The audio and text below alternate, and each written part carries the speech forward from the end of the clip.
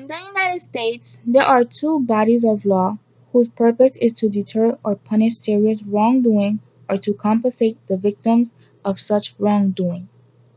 Criminal law deals with behavior that is or can be construed as an offense against the public, society, or the state even if the immediate victim is an individual. Examples are murder, assault, theft, and drunken driving.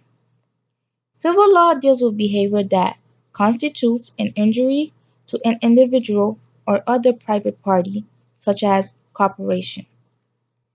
Examples are defamation, including libel and slander, breach of contract, negligence resulting in injury or death, and property damage. Criminal law and civil law differ with respect to how cases are initiated, who may bring charges or file suit, how cases are decided by a judge or a jury, what kind of punishment or penalty may be imposed, what standards of proof must be met, and what legal protections may be available to the defendant. Substantive due process demanded that all the new law voted by the lawmaker to be fair and unbiased. Before the lawmaker can pass a law, the new law has to be tested on all factors to determine if it is mostly in favor of a group. Procedural due process demanded that the government to follow the reasonable procedure that is for everyone when enforcing the law. Common law is a type of law that is established by particular cases as compared to law that uses status as it is guide. If a static or formal written law is unfollowed in a case, a judge will make his or her decision based on an interpretation of that status.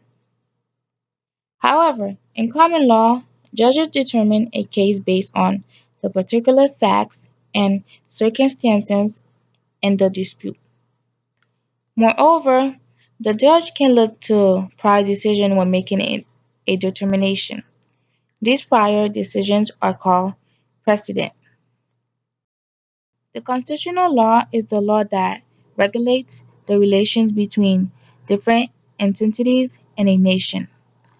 The Constitution set up rights for individuals that must be respected by the government.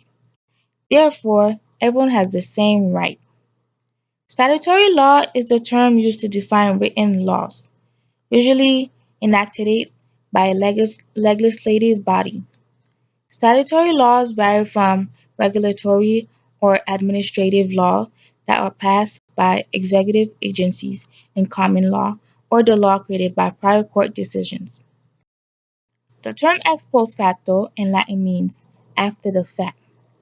An ex post facto law is a law that is passed after the fact that criminalizes an action that was legal when it was committed. So, in the other words, let's say last week you got a tree on the side of the road. Yesterday, they managed to get the city council to pass a law making that an illegal action, and today, the cops are at your door to arrest you for cutting the tree on a public place. The new law will be an ex post facto law as it applies to you because it wasn't illegal to cut a tree on a public land when you did it. But now there is a law making it illegal and they are trying to arrest you for it. In all criminal cases, the government has the responsibility to prove the defendant is guilty of the offense he is being accused of. For the defendant to be convicted of a crime, prosecutor has to prove that the defendant committed every element of the crime with no reasonable doubt.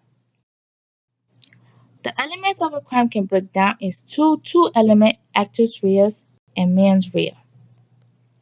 Mens rea is the intent a person has behind committing a crime. Typically, there has to be intent behind the crime, but this is not required in every situation. For example, if a person has committed a crime that is a strict liability crime, the criminal intent element doesn't have to exist. Actus reus is the action the person takes to perform the criminal act. This is the physical action behind the crime.